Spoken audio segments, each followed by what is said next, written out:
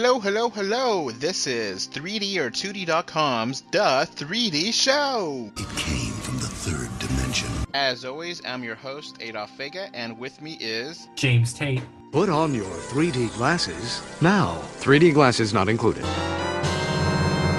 And if you're wondering what the 3Ds are in The 3D Show, well, they stand for discussion, debate, and the news. I will not be talking about Disney ruined Star Wars. and or The Bears. or Bears or De Beers. but we will probably talk about Avengers. and Mario! I do hope you enjoyed the show. The show, get it?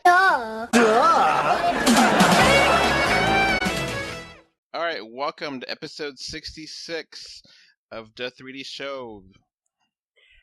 Yes, 66 episodes. And, it's getting warm out there, and we're deep into the summer movie season, and there's not that much news going on, but there's, some stuff here and there. There's some stuff, yeah. There's some stuff going on. So, what do you want to talk about first? How about we talk about Wonder Woman and how actually it's a box office success. Yes, so Wonder Woman is now officially the most grossing woman-directed movie, and is still in the top 5, even though it's been out for about a month. And it's been one of the movies that has been making the most money so far this summer, where other movies have made some money and then dropped. This is sticking around. So it's a pretty good sign for DC and for, Wonder Woman as a character. And, it's really interesting because it's not just a box office success, it's also a critical success, which is very interesting because just to jog your memory, this is the first DC Universe film to actually do well with critics. Yes, this one is a very high rating. And I gave it a high score, which we won't talk about because we haven't recorded our review yet, but we will be soon. But I gave it a really high score, and the critics really like it too. So I think it's pretty much universally liked. Yeah, and while we'll have to talk about this in the review, there are some weird things about it, but yeah, it's a good film. So 92% Rotten Tomatoes right now, audience score 91%. Yep. And it stayed in the top 5 for a month, and it comes back and forth between 2 and 3, and that's really good sustainability. It did better. It's about to cross over Batman vs Superman money wise, and we're recording this on June 29th, 2017, and it also is going to cross over just a bunch of different little things with DC, meaning, it's already number 1 woman-directed movie. So it's a very high success, and people going back to see it, not just one time. I've seen it twice already. So it's definitely something good for DC, and, a very good movie at that, too. So, you don't want to see them fail. Even if we both don't hate the other movies as much as other people do, it's good to see them succeed, and yeah. Yeah, and we'll talk a lot more about Wonder Woman in the review that's coming up. Be sure to watch that. And so we're gonna kind of move over to we have a tiny bit of Nintendo news, just a tiny bit. So the first Nintendo news that we're gonna bring up is there will be a Super Nintendo Classic. Games of Super Nintendo. Now you're playing with power, superpower. Now, the Super Nintendo Classic is exactly like the Nintendo Classic, where it's like a console that has a bunch of the famous games already on there. So, yes, making sure this is clear to everyone. It is plug in and play. It uses HDMI, so it does, HD output. And, it does have a few differences, where it comes with 2 controllers, not 1. And it also comes with the unreleased game, which makes it super exciting. So it comes with 21 games, and it's a price of $79.99, and it's coming out on September 29th, 2017. Now, Nintendo has said some statements here and there saying that they've learned their lesson, quote unquote, on the NES Classic, and I think some retailers definitely learned their lesson too, because a lot of pissed off customers came over hoping to get an NES Classic and weren't able to. So I'm thinking this might be better off, but we'll see. So let's do a quick rundown of the games. We can talk about them if you have any insight on each one of them. If not, we can just move on. So, Contra 3 Alien Wars. So Contra. Okay, Contra. Yeah. Did you play So that one? No. But it is very hard. That's what I've heard.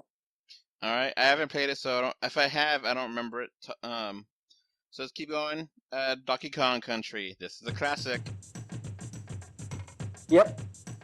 I'm not a super fan of the Donkey Kong Country games. They just, I don't know, something about them doesn't click with me, but I do respect them as a franchise. Yeah, if you ask me, I kind of have the minority opinion, and I actually really like the new games more. Like the newest ones, like Donkey Kong Country Returns and Donkey Kong Tropical Freeze. I think that those are really good games. And a lot of people say, oh, they're not the same. I actually like them more, so... And of course, Donkey Kong Country being, it has 3D sprites and a 2D background, and back in the Super Nintendo era, that was amazing graphics, So, it really is one of those things that, back when it came out, it was just awe-inspiring, because everything was sprite based, and no one's seen anything quite like it at that point. So, that's a really good game. A lot of people have read comments have said that the second game is better than the first one, and the third one is worse, but they're happy to have at least one of them, So we got here Earthbound, which of course is really exciting. A lot of Nintendo fans love this quirky RPG, and this is the second time it's been re-released by Nintendo. Nintendo released it on the Wii U, and then now they released it here. So I haven't actually played Earthbound, but I've heard really good things about it. So, have you played Earthbound? No. Okay, so next up is Final Fantasy III. Well, now, let's not get confused here, because the Final Fantasy numbers convention is crazy. But this is actually Final Fantasy V, I believe? Yeah, 5 or 6. I think it's 5, in Japan. Editor's note. So, I was confused on the numbering of Final Fantasy III quotation marks. It's actually Final Fantasy VI. I incorrectly said it was 5. So 6, a few notable aspects of this game is that it has mechs in it, and some of the characters are Locke, Terra, Shadow, Gago, Baron, to name a few. And it also has a very famous opera scene, and has some fantastic music. So I was very much confused which one it was, but just want to clear the record. It is Final Fantasy VI. It is Final Fantasy III, which is going to be on the Super Nintendo Classic device. So sorry if I was confused before. Now the Final Fantasy numbers are unified, but back then they weren't. And this is actually considered one of the best RPGs of that era. Have you played it? No. But I think yeah, okay. To be honest, I have not played a lot of Super Nintendo games. I have played Super Metroid and Link to the Past. That's a good question. Are both of those games on here? Yes. Great. So, okay, I'll keep going on here. So I actually played Final Fantasy II, which is kind of strange because the first NES Classic had the first Final Fantasy, so you would assume it would have the second one, But I actually like 2 more than 3, which I know is blasphemy for a lot of people. I just kind of really like the characters of that one, and I played that one. It came out again on the 2D the DS. I think, and a 3DS, I think. And I just like that one more. I just kind of got tired of Final Fantasy 3. It kind of just felt like it was a little too long for me. So moving on, the original F-Zero. Did you play this or not really? No. Okay, so I have played it. It is very fast. It has a Mode 7 graphics that's kind of 3D back in the day. I don't know. I can't connect with Mode 7 racing games. I just think the level design's a little boring. So, it's good for what it was, but I don't care for it. Understandable. So, I mean, I like F-Zero GX on the GameCube. That one is amazing. I don't know if you played that one. Aren't there only two?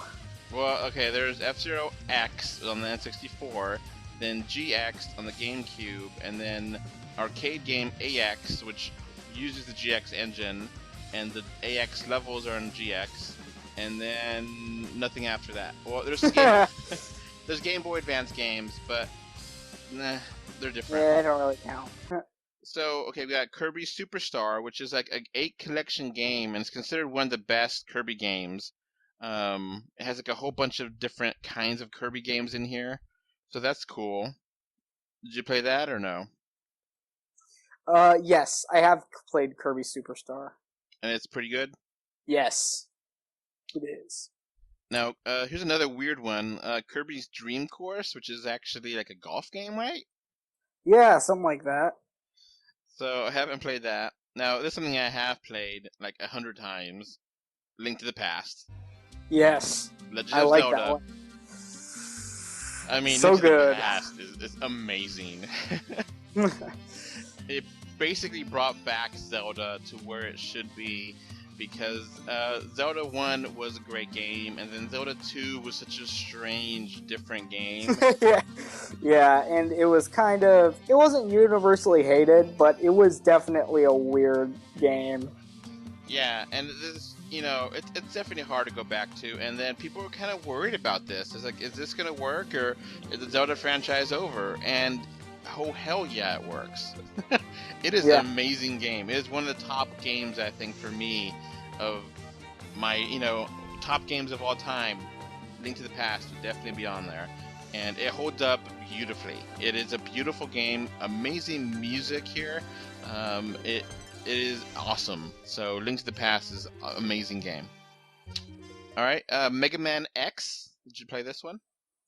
Yes. I played it too. It's pretty good. It's really, really Yeah. good. Yeah, it's a different Mega Man game though. Like it definitely changes things up a little bit, and I like that about it. Yeah, and I actually definitely respect it because it does do that. It does change the formula and advance it beyond what it was in the NES era. Mm-hmm. So it definitely is a great game. Now here's a big one: Secret of Mana. Ah, yes. Big RPG title. Now I have not played it, but I've heard this is amazing. I have not heard it either. The reason why I know about it is because it is a very well-known RPG. Around this time, and arguably it still is, Square Enix is like, the king of RPGs. Yeah. They make the best. So, from what I've heard, this is a top-notch game. I definitely am interested in buying this thing if I could find it, and I would definitely play it. So here's some big ones here. 2 big ones here. Star Fox, the original Super Nintendo Star Fox. This is interesting because, as you know, this version of Star Fox was recently canceled. They had planned on making a port of it for not a port necessarily, but a remake for the 3DS, kind of like in the same way that they did the 64 version, but, scrapped, and so it's neat to see that at least it's being brought on here. Now, of course, Star Fox, the original Super Nintendo game, has never been re-released, ever. Yes. That is a big thing, because on the Wii, they re-released a lot of games on the Virtual Console, but the Star Fox was never one of those games. And the same thing happened on the Wii U. It didn't happen. And it hasn't ever showed up because of the FX chip. So it is, it's been remade with the 64 game, but it's still different and its own one of the first 3D games from Nintendo, and it was a big deal back then because no one thought the Super Nintendo could do 3D like this with polygons and flying your spaceship, and it was really cool back then. So, leads to the next game, James, Star Fox 2. Yes. Now, this game never released, period. Yep. Nintendo had it, they said, ready to go, but they never released it because they would release it right at the time the 64 was coming out, and they didn't want to confuse people with the 64 having more modern 3D graphics, and then the Super Nintendo having this game, and we're like, oh, well, why would I want to need a Super 64 if I have this? So it's very interesting that a game that has never been released is being released on here. I think that a lot of people will just buy it simply for that. Yeah, and there's apparently a ROM of it going around on the internet for a long time, but that one is not the finished game. It's like a beta version of it, so it's still glitchy. And this is the real original finished game. So it's going to be interesting to see, and a lot of the ideas in Star Fox 2 got put into different Star Fox games, but yes. the entire game itself being brand new to 100% of people, even hardcore gamers like myself, I think, know of Star Fox 2, but we never played it because we know. And I mean, it was one of those games that was even advertised heavily in Nintendo Power, too. Like, a lot of people expected this one to come out, Alright, so let's keep going. Street Fighter 2 Turbo Hyper Edition fighting. Well, Street Fighter 2 is a great game, so there's 100 different versions of 2, so I don't even know which one is this, but I heard this is a pretty good one, I guess, Mm-hmm. I'm not really exaggerating either. There is like 100 versions of Street Fighter 2. Capcom kind of released it over and over again, and had slight differences each time. So it is a little bit hard to see it. So next up is Super Castlevania 4. Oh, I have good memories of this game. Did you ever play it? Yes. It has amazing music too. Mm-hmm. And it has 8-directional D-pad here, or not D-pad, but your whip action, and it's kind of a remake of the first Castlevania game, and it has beautiful sprites, and it has like a couple of different areas where you could have the room turn around, and it's a great game.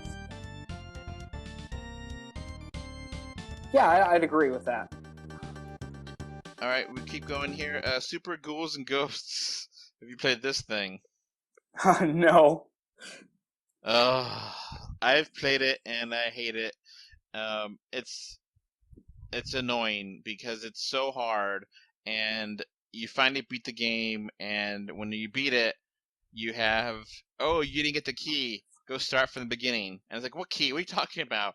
And you beat the entire game twice, and it's really tedious.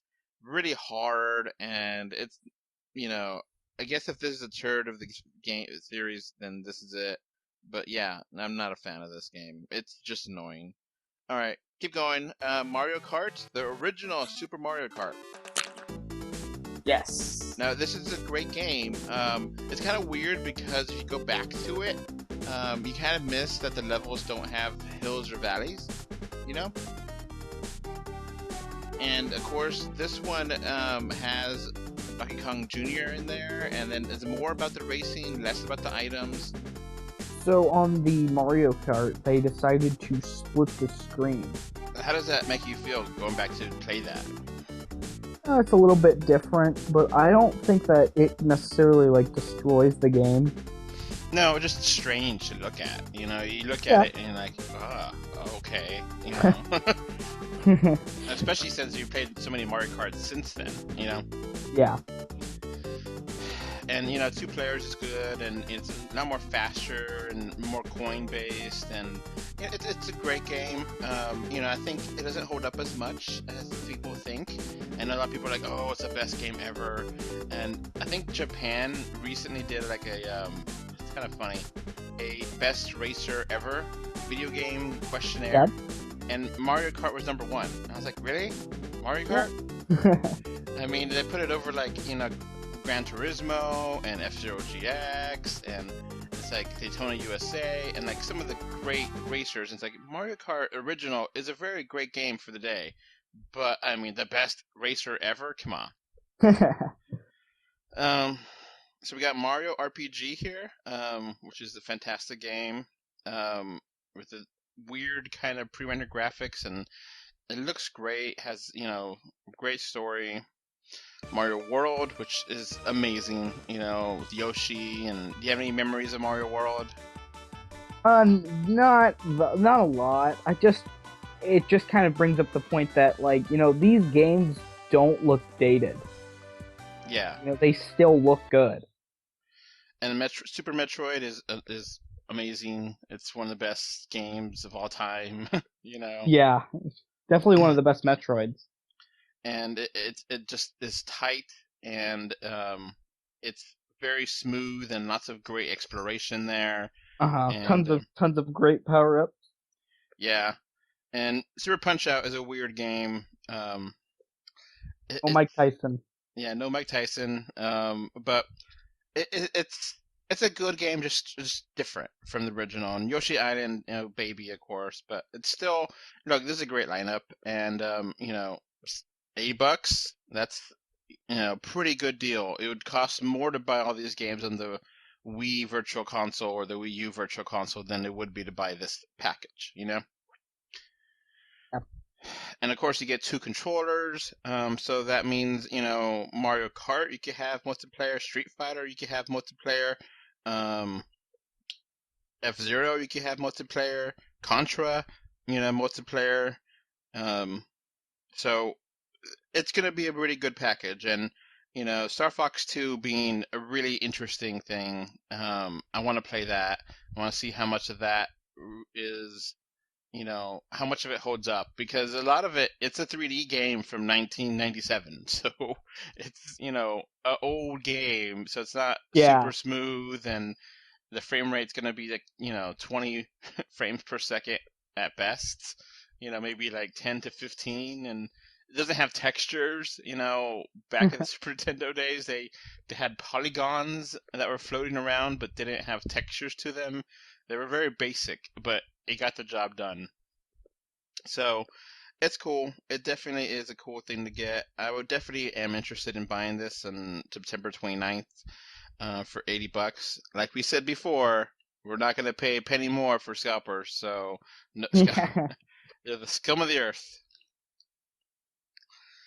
So we also got word, James, change subject entirely, of a Jurassic World sequel news. Did you hear about this? No. So we now have the title for the next Jurassic World movie. What's the title? So it's kind of funny because I don't know. I think they're just self-aware of Jurassic World because the title is Fallen Kingdom. Jurassic World, the Fallen Kingdom, which I don't know what that's referring to, so okay. Maybe like the kingdom as in like the classification of animals. Excellent observation. I was about to say that because that's the way that scientists talk about animals, and species, kingdoms and so forth, and like families and yeah. So like I'm not 100% sure if this analogy works, but I think it's close enough. Like a kingdom, the wolf kingdom includes dogs and coyotes, and like the bird kingdom, has birds. Well, but you obviously. know what I mean. But you know what I mean, that they have different branches of the very similar animal. So, and then the tagline, James, life finds a way. Life finds a way. And then it's I kind of think that it fits the whole, narrative, like the entire series. Yeah, I mean, the whole poster is like black, and the logo is like a grayish, almost like a coal kind of look. and there's like a lot of sparks flying around. So I don't know what that means. Yeah, I don't know. But I mean, look, the first one was fun. Jurassic World being the first one, not the Jurassic Park, which is a classic movie. You know. Yeah, yeah. It was. I think it was the first sequel out of all of them to really kind of, it's not a perfect movie by any means, but I think that it was the best sequel. Yeah. So Jurassic World is coming out on this time next year. It'll be out June 22nd, 2018. Yep. So, not too long, and hopefully they film this in IMAX 3D because that would look amazing. Because the 3D was definitely great for that movie, That was. and it made it more fun. It made it more fun, and that's what 3D should be about, and make it more interesting to look at, So, all right, so we got some Avatar 2 news again. Ugh. So it's just kind of getting annoying at this point. You know what I mean? Did the date get pushed back again? No. Okay. So apparently now they're going to have a version of this movie to be 3D without glasses. Oh, okay. Which sounds cool. Yeah. But how are they going to do it? Yeah. So the practicality of it is the key, where you're going to have to do a whole lot of engineering to get this to be actual feasible. So you need to have projectors to be perfectly aligned, and you have certain seats in the theater to be the only seats that you could watch it in because you have to get the sweet spot. Basically the same kind of technology as a 3DS or a new 3DS, where, it has the two visuals combining together, and then you have to have the sweet spot where it works, because if you're, a little bit too far off to the left or to the front or to the back, you may not see it. So you have to find the right sweet spot, have the right kind of projectors, and this is going to be extremely expensive and very unlikely that most people in the world will ever get the chance to see it this way. I mean, I like that they're trying to do something new at least. Yeah, I can appreciate the innovation and the, drive but I mean the fact that it's going to be impossible for 99% of the people who are interested to watch this. Look, how many movie theaters still don't have 3D and not interested in getting 3D? And if they do have it, they don't do it right. They have it upgraded to better technology. So if you have dark scenes, it still looks bad. There's some places that just don't care if it doesn't look right. They're just, it doesn't matter. So there's still a lot of places where you don't have a universal standard of 3D being great quality. So to assume this, I mean, this is going to be for like the 0%, 1%, the richest kings of England, of Europe, It's not going to be something for the regular people to watch, something for Steven Spielberg to have in his den, or James Cameron to have in his den, or Donald Trump to have in the White House, but not necessarily something that regular people could see, because no theater is going to spend thousands of dollars for one movie to have, very, very specific thing, Yeah. Interesting, but eh. So on Twitter, I read a report about how the 3DS has been really interesting for Nintendo, and how it's kind of a reason why it won't go away, which is good for us because we cover that news. But it's kind of weird that it's going to stay around, and this is because apparently this source has said that the 3DS has about 50% of the revenue for Nintendo, the money coming in, is from the 3DS. So that's a lot of revenue. And, Wii U is nothing, and the Amiibo is still something, but it's not anywhere near this. So Yeah, it's kind of amazing.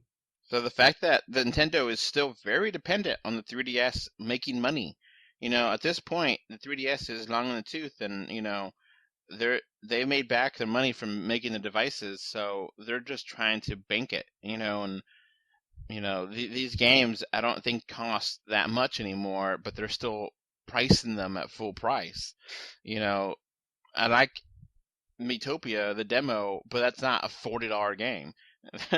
So they're making tons of profit whenever that comes out, assuming that it sells decently, but that's going to be a profitable game just because of the high price, and they're depending on the 3DS for right now. The Switch is making some money, but it's still, eShop and Nintendo, cartridges and all the stuff on the 3DS is what really is making Nintendo money right now, and it's gonna slowly, go away. But definitely is interesting to see that, insider information. So yeah, the guy that put this on Twitter, I never heard of him before, and his name is Daniel Hamid, and I don't know where he got this information. So I don't think it's fake news, because it looks pretty legitimate. I think he's like a developer or something. But yeah, it's really interesting. So James, you got anything else you want to mention? There's one more bit of news. The Inhumans trailer was released for Marvel. Yeah. Did you watch this? Yes, I did. Okay, I think it looks terrible. I'm just gonna say it. Yeah, it looks really like soap opera-y. Mm-hmm. That's what it looks like. And another thing is that it looks like they're not even going to try to connect it to anything. So, Inhumans, let's try to walk back for anyone that doesn't know what's going on. Agents of S.H.I.E.L.D., the spin-off TV show from Marvel Cinematic Universe that has Clark Gregg as Agent Coulson, they are in season 5, I believe, and in, I think, season 3.5 or so, they introduced the concept of Inhumans, and it was a major plot point for season. I think it was 2. Yeah, it was around there. It was not, not the right beginning, but a little bit after. Anyway, Inhumans are humans that have special abilities that are made from the Kree aliens. The Kree actually being, I think, referred to in Guardians of the Galaxy. Am I right? Or featured. Featured, and then, they come down to Earth, and then if you find a piece of rock or something, you could turn into Inhuman if you have the right DNA, and then you have your special powers. And Marvel has used. It's actually something along the lines of like you have to be exposed to Terrigen. Yeah, that's a rock. Yeah, and the Terrigen mist or the Terrigen crystal or whatever it is, once it's inhaled, it causes you to basically go into a cocoon, and then when you come out of that cocoon, you're Inhuman. And you have superpowers. Yes. And kind of like X-Men, you don't really control it after that point. It's just who you are, Yep. And it's a big part of Agents of S.H.I.E.L.D. It has not come out of the Agents of S.H.I.E.L.D. in the movies at all. They have not mentioned Agent Coulson anywhere in any of the movies, as of now, which we haven't seen Spider-Man, so I don't know if there's a reference in Spider-Man or Thor. Yeah, I don't know. They don't have any idea of Inhumans in that universe, in that movie universe. Yeah, the movies have never mentioned them. I mean, okay, you kind of have a low-key mention in, like, Age of Ultron when it says, like, oh, these people are gifted, and they developed their powers, like, when they're talking about the twins. Yeah. But not really, So, now this TV show is, okay, everyone assumed, which, is a safe assumption, okay, you're going to spin off the Inhumans from Agents of S.H.I.E.L.D., and there you go. You have a whole show about this, and, somehow or another is going to connect to the broader MCU, Marvel Cinematic Universe, the movies, and, no, not at all. That's a wrong assumption, because this does not connect at all, I think. At least not that I know of. It's so... the plot revolves around like a royal family of Inhumans that live on the moon, inside the moon.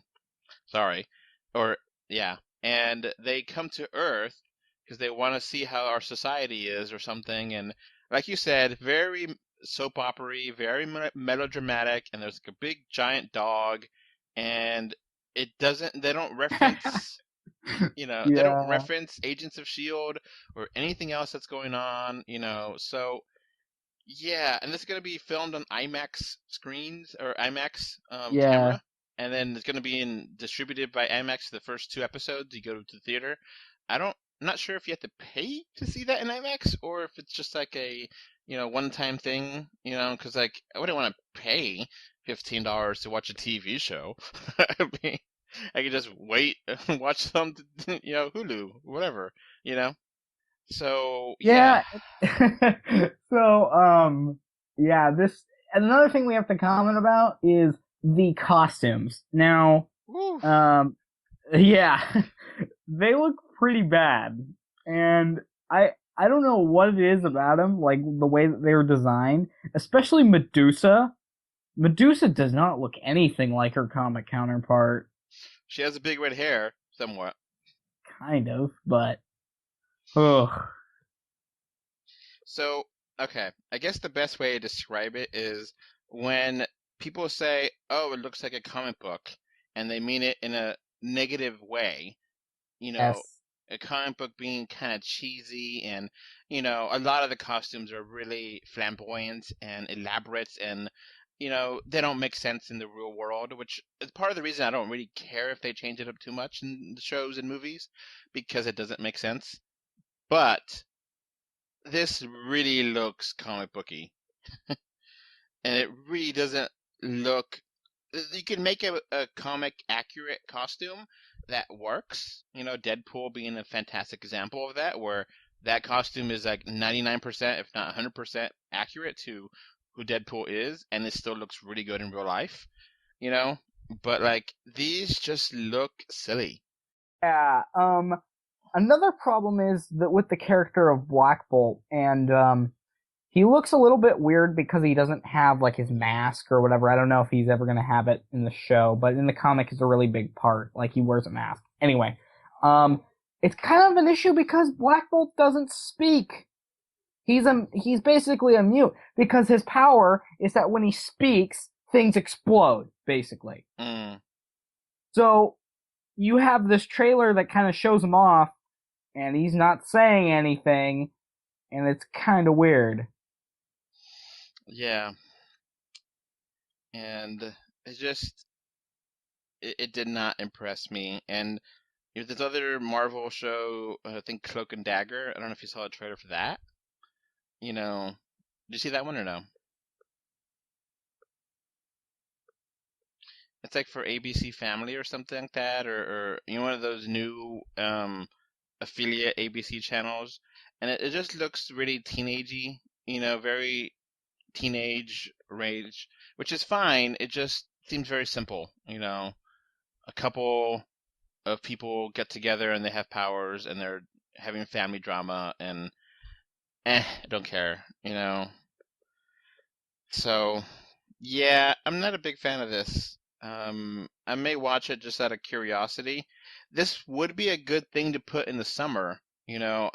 I kind of like that idea of having shows be constantly throughout the year.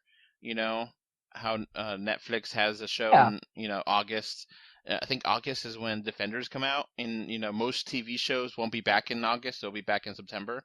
So I like that. And this could have been a good July, show to have. And you're like, okay, well, there's nothing else on, I'll watch it, sure. But, yeah, it just doesn't look good. And Yeah, I don't know. Who knows? We'll have to see. yeah. So, is there anything else you want to mention, James? Or is that basically it? No, this is basically it. All right. Well, sadly, this will be my last show. Oh, it is.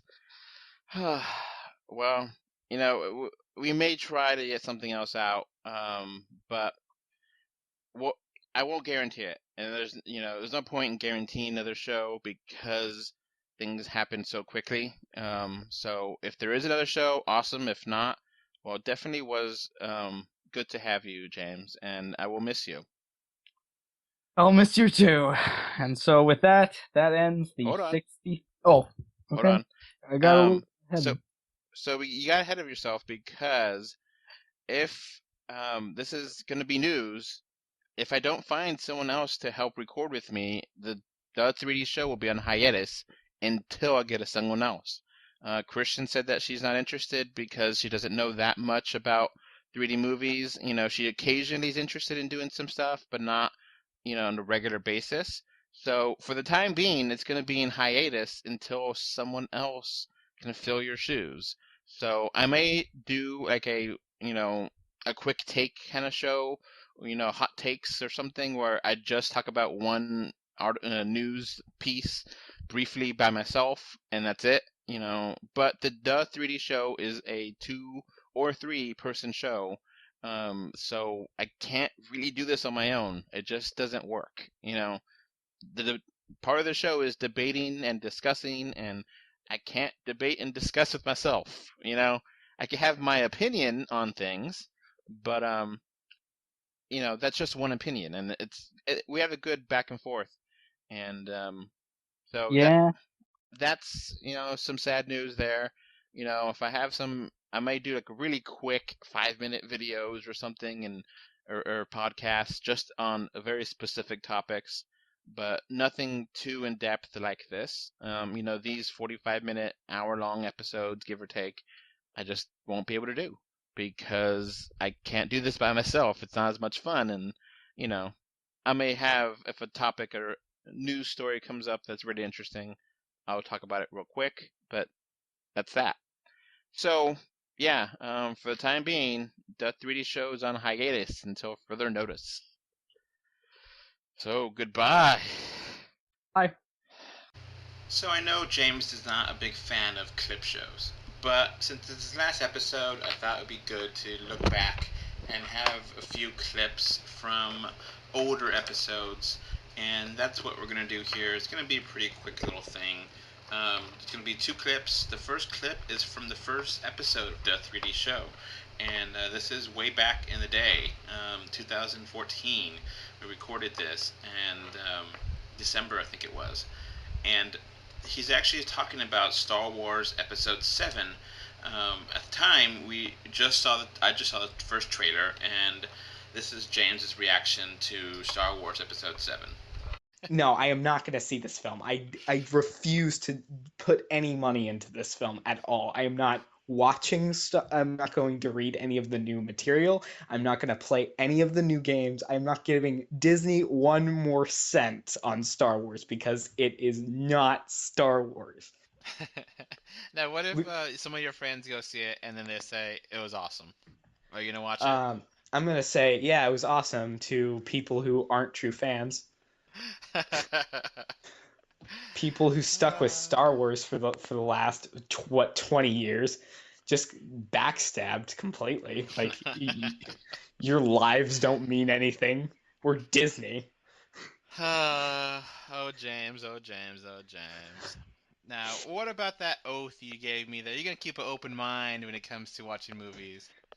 Oh, the open mind? Yeah, well, this is Disney Star Wars. There's no open mind here besides the fact that it's awful. Oh, come on. You're They judging put it. a cross saber thing. Why was that needed? Why? Just explain to me why it needed a T shape to be edgy. The same Is reason that they... is that even practical? Can you swing a lightsaber around and not get cut by it now? The same reason they had the dual lightsaber in episode 1, just to be gimmicky and, oh, look at that, it's different. And then never used it after, like, one scene.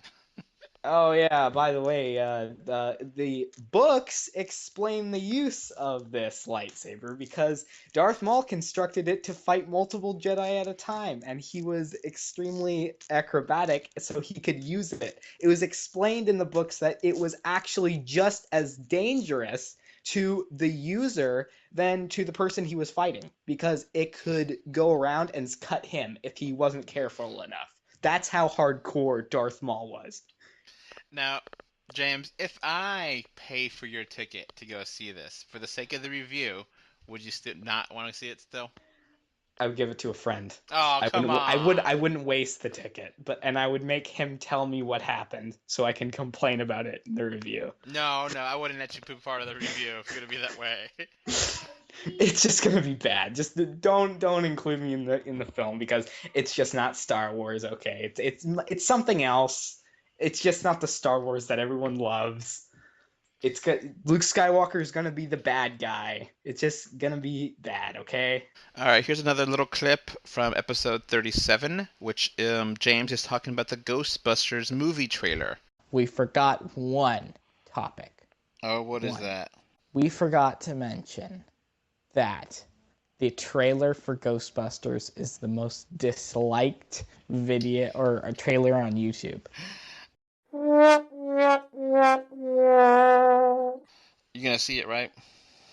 Yeah, of course I'm gonna see it. Maybe you'll be able to go watch it in the Animal Draft House and drink something, make it easier to watch. I don't know. Yeah.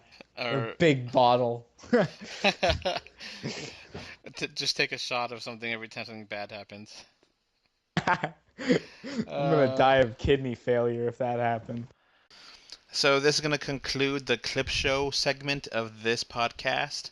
I know I could probably do an hour or 2 or 5 of great aspects from James's time with the 3D or 2D.com. He's recorded many, obviously 66 episodes with us, and countless movie reviews, and so I have a ton of content to go back and listen to if I wanted to make this super long, but I know he doesn't like clip shows, so I thought it would be good to have a short and sweet, to the point kind of thing.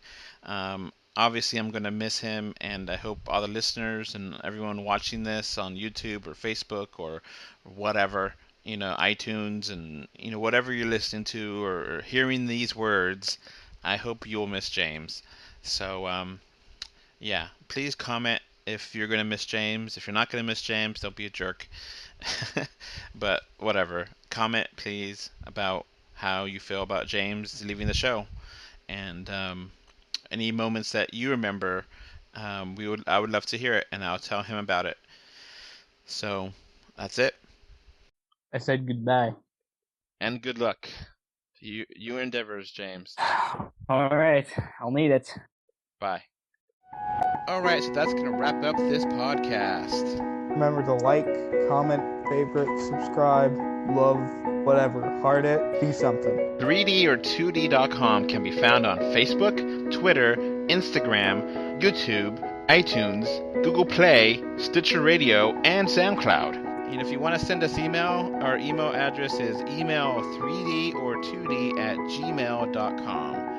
And thank you again for listening. Bye. Thanks. Bye. Bye, everyone.